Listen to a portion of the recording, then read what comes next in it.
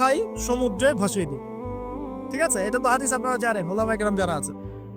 এখন সন্তানরা তাই করেছিল। আল্লাহ পাক তাকে আবার জীবিত করে বলেছেন যে কেন এই কাজ করেছিলা। সে বলেছে মিন খাশিয়াতিকা ইয়া রাব্বি, আল্লাহ তোমার ভয়ে কাজ করেছি। ওয়া আনতা আ'লামু মিন্নি, আপনি আমার চেয়ে ভালো জানেন যে আমি আপনার ভয়ে করেছি না অন্য কোনো কারণে করেছি। তো আল্লাহ পাকের ভয়ে সে এমন একটা কাজ করেছে যে কাজটা কিন্তু মনে হচ্ছে কুফরি, কারণ সে মনে করছে আল্লাহ তাকে আবার পুনরুত্থিত করতে পারবে না। তাই সন্তান থেকে বলছে আমাকে পুড়িয়ে ছাইটাই ভাসিয়ে দিস। আল্লাহ পাক বলছেন কেন করেছো? সে বলছে তোমার ভয়, আল্লাহ তোমার ভয় করেছে। আল্লাহ পাক তাকে বললেন তুমি যদি আমার ভয়েই করে থাকো, আর হ্যাঁ তুমি আমার ভয়েই করেছিলে, আজকে আমি তোমাকে মাফ করে দিলাম। যাও। সেই ব্যক্তি বলেছিল আমার চেয়ে বড় পাপ কেউ করে দেয়, আল্লাহ যদি আমাকে ধরতে পারে তাহলে খবর আছে।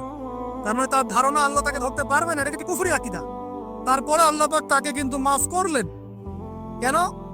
সে বলছে আল্লাহ আমি শুধু আপনার ভয়েই কাজটা করেছি, আর আপনি খুব ভালোই জানেন আমি আপনার ভয় করেছি। কিন্তু এই যে ভিতরের পরিশুদ্ধতার কারণে আল্লাহ বাইরের গুনাহটা মাফ করে দিল। আমার কথা মানে বুঝতে পারছেন? মানে ভিতর যদি পরিষ্কার হয়, পরিচ্ছন্ন হয় এবং আকীদা ঠিক থাকে, তাসকিয়া ঠিক থাকে, আমল অল্প হলেও ইনশাআল্লাহ জান্নাতে যাবো। খুশি হবেন? তো একবার বলেন সুবহানাল্লাহ। এবার আসেন কিভাবে এটা অর্জন করতে পারি। এক নাম্বার, তাসকিয়া বা আত্মশুদ্ধি অর্জনের প্রথম কাজ হচ্ছে, সর্বপ্রথম কাজ সেটা হলো নিজেকে নিয়ে ফিকির করবেন, অন্যের ফিকির বাদ দিবেন। কি বললাম ভাই? নিজেকে নিয়ে ফিকির করবেন, অন্যের ফিকির আপাতত বাদ দিবেন। আজকে থেকে আগে ফিকির হবে কাকে নিয়ে?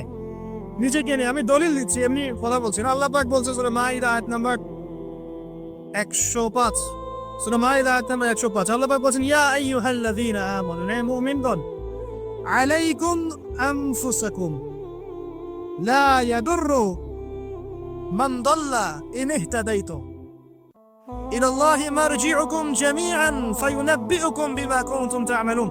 আল্লাহ পাক বলেন হে মুমিনগণ, হে তোমরা যারা ঈমান এনেছো, আলাইকুম আনফুসাকুম, আগে তোমরা নিজেরা নিজেদের নফসের খবর নাও। কি বলেন আল্লাহ পাক? নিজেরা নিজেদের নফসের খবর নাও। লা ইয়াদুররু মান দাল্লা ইন ইহতাদাইতুম, কেউ যদি পথভ্রষ্ট হয়ে যায় এতে তোমার কোনো ক্ষতি নাই, আগে নিজের খবর নাও, নিজের নফসের খবর। তাহলে প্রথম কাজ কি ভাই? আমার সাথে বলেন। এবার নিজের নফসের একটু খবর নেই ভাই, আমার সাথে বলেন দেখি কার কার বয়স এখানে 20 বছর ক্রস করেছে? হাত তোলেন। আপনার এবার কার কার বয়স 30 বছর ক্রস করেছে? কার কার বয়স 40-50 ক্রস করেছে? আচ্ছা এবার হাত নামান। এবার আজকে বাসায় গিয়ে ঠান্ডা মাথায় আমার এই কথাটা শুনবেন। জানতেন ভাই ঢাকা থেকে 6 ঘন্টা জার্নি করে আসছিল, আইসা আমার এই কথাটা বইলা গেছে। কি বলছে? এই যে 30 বছর, 20 বছর, 40-50 বছর আপনার জীবন থেকে চলে গেছে, একটু চোখ বন্ধ করে আজকে বাসায় গিয়ে আপনি চিন্তা করবেন নিজের নফসের খবর কিভাবে নেবেন। সেটা বলছে চিন্তা করবেন যে এই 40 বছরে, 30 বছরে আপনি 30 দিন জামাতের সাথে নামাজ পড়েছেন কিনা। মন খারাপ করলেন? আত্মশুদ্ধি এবং আত্মসমালোচনা এভাবেই করতে হয়। চিন্তা করবেন 30টা রোজা যে আমার জীবনে চলে গেল, আমি সব বছর প্রত্যেকটা রোজা রেখেছিলাম কি না। চিন্তা করবেন এই 30 বছরে আপনি বেশি না ভাই 30টা সূরা পড়েছেন কিনা, 30 দিন কোরআন নিয়ে বসেছেন কিনা, 30টা আয়াত আপনি মুখস্থ করেছেন কিনা। 30টা আয়াত, মাত্র 30টা আয়াত, যেমন আলহামদুলিল্লাহি রাব্বিল আলামিন, আর রহমানির রহিম, মালিকি ইয়াউমিদ্দিন, এভাবে 30টা আয়াত আপনি মুখস্থ করেছেন কিনা, মাত্র 30টা। চিন্তা করবেন ঠান্ডা মাথায় 30টা হাদিস নবীজির পড়েছিলেন কিনা, সারা 30 দিন দান সৎকা করেছেন কিনা,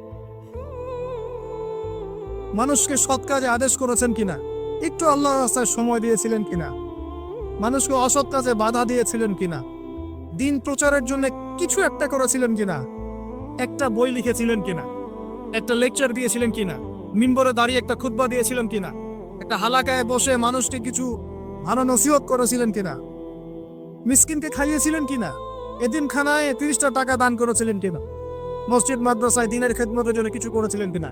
এই ফিকিরটা ভাই করা যাবে কি বাসা গিয়ে?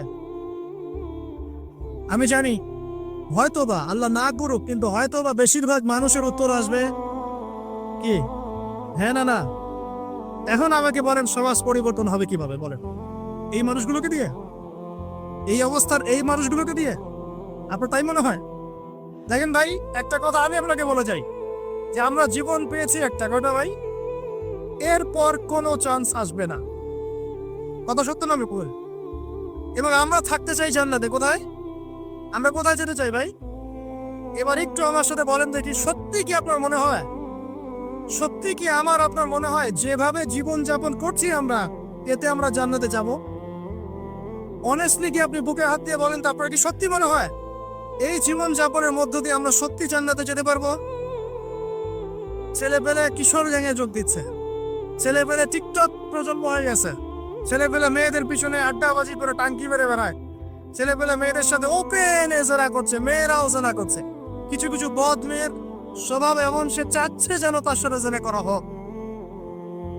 চুল খুলে নগ্ন হয়ে রাস্তাঘাটে ঘুরে বেড়াচ্ছে। বাড়ির মেয়েরা পর্দা করছে না, মা পর্দা করছে না, বোন পর্দা করছে না, স্ত্রী পর্দা করছে না। দীপ্তি বাসায় সুদের টাকা ঢুকছে, হারামের টাকা ঢুকছে, দুর্নীতির টাকা ঢুকছে, ঘুষের টাকা ঢুকছে। সত্যি মনে হয় যে এইভাবে আমল করে আমরা জান্নাতে যেতে পারবো? অথচ আল্লাহ সৃষ্টি করেছেন আমাদেরকে তার ইবাদত করার জন্য। এই দুনিয়ার জীবনের সংক্ষিপ্ত হায়াত দিয়েছেন, মৌতের পর হয় জান্নাত না হবে জান্নাত, আর কোনো বিকল্প অপশন নেই। তাহলে ভাই আত্মশুদ্ধির দরকার নাই?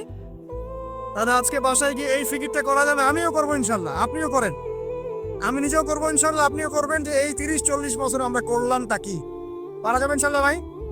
এই চিন্তা যদি আপনার রাতের ঘুমটা আজকে হারাম করে ফেলায়, কালকে থেকে ইনশাল্লাহ এই ছেলেগুলো যদি সমাজ সংস্কার হবে, ইসলাম প্রতিষ্ঠা হবে ইনশাআল্লাহ। কি যুব ভাইরা হবে না ইনশাআল্লাহ? আল্লাহ বা কবুল করুন, বলি আমিন। 1 নাম্বার, নিজের চরকায় তেল দেওয়া। অন্যের কথা পরে কে কি করে, নামাজ পড়ে কিনা, কে কি বলে লেকচারে, কার কি সমালোচনা করে, সব বাদ। আগে নিজের চিন্তা করবো। আলাইকুম আনফুসাকুম, নিজের নফসের খবর নাও, বাস। এখন দেখলাম নিজের নফসের খবর ভালো না, তাহলে কি করণীয়? করণীয় হচ্ছে এই ফজরের রক্ত থেকে শুরু হবে। কালকের অপেক্ষা করব না, ফজরের রক্ত থেকে শুরু হবে। আমরা উঠবো তাহাজ্জুদে ইনশাআল্লাহ, রাজি আছি? সুন্দর মতো ওযু করবো ইনশাআল্লাহ, ওযু করে কমপক্ষে 2 রাকাত নামাজ পড়বো ইনশাআল্লাহ। পরে আল্লাহর কাছে চোখের পানি ছেড়ে দিব, দিয়ে বলবো, আল্লাহ সারা জীবন যা করেছে আল্লাহ তুমি মাফ করে দিও। কি আমিন বলেন? আরে আজিব এলাকায় আসলাম রে ভাই, আপনাদের কোনো জাজবা নাই নাকি, চেতনা নাই নাকি? আমিন বলেন, আল্লাহ মাফ করে দেয়। এখন তো দোয়া কবুলের সময়, এখন যে দোয়া করবেন কবুল হবে ইনশাআল্লাহ, বিশ্বাস করছেন না? আমরা দোয়া করি যে অবিবাহিত যুবকদের আল্লাহ বিয়ের ব্যবস্থা করে দাও, সাবাস। আমরা দোয়া করি যে বেকার যুবক যারা, তাদেরকে আল্লাহ রিজিকের ব্যবস্থা করে দেওয়া। আল্লাহ যেসব মেয়ে দিনী বোনদের বিয়ে শাদী হচ্ছে না, তাদেরও বিয়ের ব্যবস্থা করে দেওয়া। আল্লাহ পাক যুবক ভাইদেরকে দ্বীনের জ্ঞান অর্জনের তৌফিক দান করুন। সামনে হজের মৌসুম আসতেছে, অনেকে হজে যাবে ইনশাআল্লাহ, আমাদেরকেও যাওয়ার তৌফিক আল্লাহ দান করুন। আল্লাহ রাব্বুল আলামিন আমাদের যুবক ভাইদেরকে আগামী দিনে আল্লাহর জমিনে দ্বীন কায়েমের জন্য কবুল করেন, আমিন। উলামায়ে কেরামের মধ্যে আল্লাহ মহব্বত বাড়ায় দেন। দলে দলে বিভক্তিগুলো বন্ধ করেন। দলে দলে বিভক্তি শুনলে আবার গা জ্বলা শুরু করে। এই জন্য অনেকে আমাকে একটু রাগ করেন আমার সাথে, এসে আমার সাথে দলীয় পরিচয় দিবেন না, আমি অমুক দল করি, আমি তমুক দল করি। দলে দলে তো বিভক্ত করে উম্মাটাকে বিভক্ত করে রেখে দিয়েছেন, হাজার হাজার ফেরকায় বিভক্ত করে রেখে দিয়েছে। কারোর সাথে কারো ভালো সম্পর্ক নাই, কিন্তু মুখে কিন্তু বলে যে আমরা সবাই এক, কিন্তু আদতে সেটা নাই। মনের ভিতরে যে কি পরিমাণ হিংসা আর বিদ্বেষ, সেটা তো মাঠে যারা চলাফেরা করে তারাই বুঝতে পারে। বিভক্তিগুলো খুব ভালো জিনিস। হ্যাঁ, আপনি একটা মানে ফাউন্ডেশন করছেন বা অ্যাসোসিয়েশন করছেন বা পলিটিক্যাল একটা দল করেন, ইটস ওকে, এটা মানুষ করতে পারে। তাই বলে অন্যদের সাথে কি হিংসা বিদ্বেষ পোষণ করে বিভক্তি বাড়াতে হবে? সবার সাথে একটা হৃদ্যতাপূর্ণ সম্পর্ক রাখা যায় না? হ্যাঁ, আমিও মাশাআল্লাহ দিনের কাজ করছি, ওই ভাইও করছেন মাশাআল্লাহ, আলহামদুলিল্লাহ। তার দ্বারা কিছু খেদমত হচ্ছে, আমার দ্বারা হচ্ছে, তার দ্বারা হচ্ছে। ইনশাআল্লাহ একদিন যখন আল্লাহ পাকের পক্ষ থেকে মনোনীত কোনো নেতা আসবে, তখন সবাইকে ঐক্যবদ্ধ করবেন ইনশাআল্লাহ। আল্লাহ পাক সেই নেতৃত্ব নিয়ে আসুন, বলি আমিন। দোয়া করা যায় না? আল্লাহ পাক নিয়ে আসবেন ইনশাআল্লাহ। আর যদি দেখি যে আসছেই না, তাহলে নেতা হইতে হবে। যখন মাঠে নেতা নাই তখন নেতা হতে হবে।